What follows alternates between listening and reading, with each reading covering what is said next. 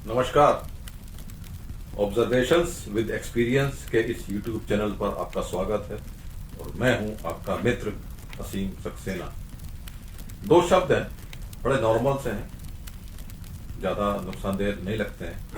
इंसाफ और फैसला, जस्टिस और जजमेंट, दो चीजें हैं।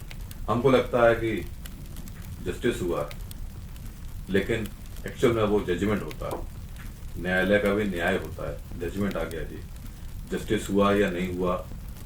अब जो पीड़ित है वो तो जस्टिस के इंतजार में रहता है, जो बच गया है वो कहता है जी मेरे को न्यायालय पे गर्व है। वो तो एक है अलग चीज। अब हम बात करते हैं अपने जीवन की कि हम अपने साथ जस्टिस कर रहे हैं या जजमेंट दे रहे हैं। जस्टिस या जजमेंट। जस्टिस, हम अपनी कार्य क्षमता के अनुसार हम अपने आप को जितना तपा रहे हैं, सता रहे हैं, क्या वो हम अपने साथ न्याय कर रहे हैं? हमारे पास क्या पूरा इंफ्रास्ट्रक्चर है? क्या हम जो हमने रणनीति बनाई है, क्या वो हमारे लिए कामयाब है?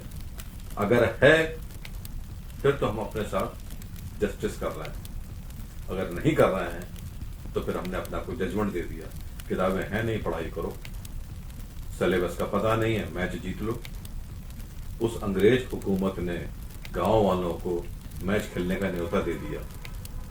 अब वो उनके साथ इंसाफ था या फैसला? इंसाफ तो नहीं था, फैसला था। तो फैसला या जजमेंट एक तरफा होता है, वो हमारे आहत करता है हमको, हमारी इच्छाओं का विपरीत होता है। अब वो तो फैसला था कि मैच खेलो नहीं तो दंड भुगतो। अब वो क्या करें, करना तो है, वो पिक्चर है, सिर्फ के हिसाब से उसको फिल्माया गया है। लेकिन हकीकत में अगर हमको कोई काम मिल जाए, झूठ बोल के हमने कोई बढ़िया नौकरी पकड़ ली, अब वहां पे काम मिलेगा, हमने वहां पे झूठ जो बोला वो अपने साथ इंसाफ किया या अपने आप को धोखा दिया? इंसाफ नहीं किया है। झूठ बोलने से नौकरी बढ़िया मिल गई है, लेकिन जो जो हमने काम बताए हैं उन कामों में क्या हम पारंगत हैं, एक्सपर्ट हैं? जिस एग्जाम की हम तैयारी कर रहे हैं, जीवन एक एग्जाम है, रोज परीक्षाएं होती हैं, रोज एग्जामिनर बदल जाते हैं और तरह तरह की चुनौतियां आती हैं। अगर हम पिछली चुनौतियों को ईमानदारी के साथ निपटा पाए हैं, जो दोबारा उठ के नहीं आएंगी, हमने कहीं भी गलत नहीं बोला है, गलत बयानबाजी नहीं की है, झूठ का प्रयोग नहीं किया है, तो हम अपने साथ इंसाफ कर रहे हैं। इंक्रीमेंट में भी फर्क पड़ेगा और हमारी इज्जत जो है वो भी लोगों की नजर में बनेगी। लेकिन अगर मौका निपटाने के लिए, उन चीजों को बचने के लिए हमने जैसे तैसे कच कर करा के चीजों को निपटा दिया, वो अपने फैसला कर दिया, नहीं जी कुछ नहीं है, लेकिन अगर कल को वही चीज दोबारा उखड़ के आ गई तो शर्मिंदगी के अलावा कुछ नहीं।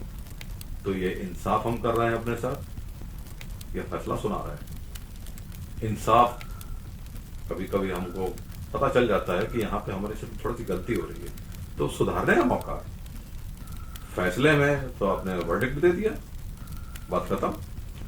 कर पाओ तो, ना कर पाओ तो, दुख कौन झेलेगा, दिक्कतें कौन उठाएगा?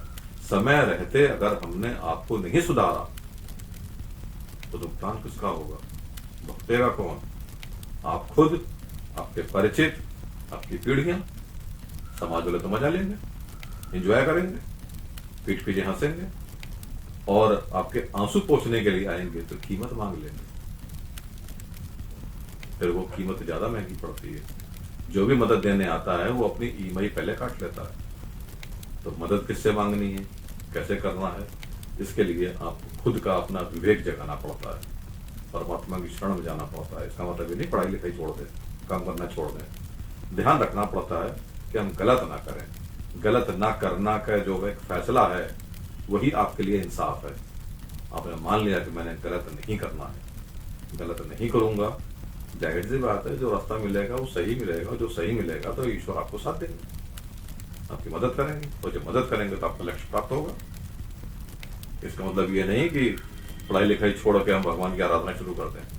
कर्म ही पूजा है, कर्म को ही जितना आप करेंगे वही पूजन है।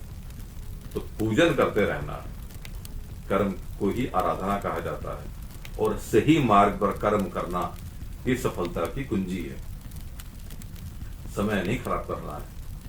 अगर समय खराब कर देंगे तो फिर हमको उसका भुगतान खुद करना पड़ता है। तो समय रहते हमने अपनी चीजों को संभालना है, अपने रणनीति और अपने सारे समयों के हिसाब से अपनी कूटनीति को तय करना है, अपने टाइम टेबल को बनाना है, सिलेबस के हिसाब से जिंदगी जीनी।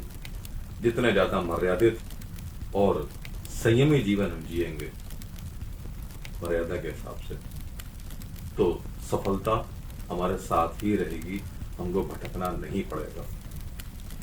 लक्ष्य क्या है ये बड़ा क्लियर होना चाहिए और उसको प्राप्त करने का सही रास्ता, सही मार्ग, शॉर्टकट कभी भी विश्वसनीय नहीं होता है। हो सकता है कभी आप 4 साल फंस जाएं और ना फंसे तो don't go with shortcuts, go with depth knowledge of any subject, चाहे वो आपका विषय एग्जाम का हो, चाहे जीवन का हो। जो भी रिपोर्ट आप बनाते हैं कॉन्फ्रेंस रूम के अंदर एमडी के साथ जब आपकी प्रेजेंटेशन हो रही है, उस मौके पे एक जरा सी चूक कितनी बड़ी शर्मिंदगी का कारण बनेगी। वो जो आपने रिपोर्ट बनाई, उस रिपोर्ट को बनाते समय जो आपकी चूक हुई, वो आपके साथ जस्टिस है या क्या है, ये खुद देखना है कि हम इंसाफ करें, फैसला ना करें। जजमेंट नहीं नहीं ठीक है, यही डाटा ठीक है, कोई जजमेंट नहीं। आपको ये देखना है कि जो ये डाटा आ रहा है वो कितना सही है। सही है, फार्मूला जो लगा था गलत तो नहीं था, फार्मूला भी एक्सेल के ऊपर सही फार्मूला है तो आप जस्टिस कर रहे हैं। और अगर आपने तुक्का मार दिया, कॉपी पेस्ट कर दिया, फार्मूला को ध्यान नहीं दिया कि नहीं ठीक ही होगा, वो फिर जजमेंट हो गया, वो कभी भी नुकसान पहुंचा सकता है। तो हमेशा ध्यान रखना है कि जो भी आप काम करें वो आपका खुद का नापा तोला और सही ढंग से मार्गदर्शन किया हुआ होना चाहिए। जीवन में सुखों की कमी नहीं है, सुख भरे पड़े हैं, बस उनको सही ढंग से उठाने वाला व्यक्ति चाहिए। सुख आपके सामने लौटेंगे, आपके सामने पग पे फूल बिछाए खड़े मिलेंगे, कोई आपको रोक नहीं सकता सफलता की कुंजियों से। आपके लिए बहुत बहुत धन्यवाद। आपका दिन शुभ हो। नमस्कार।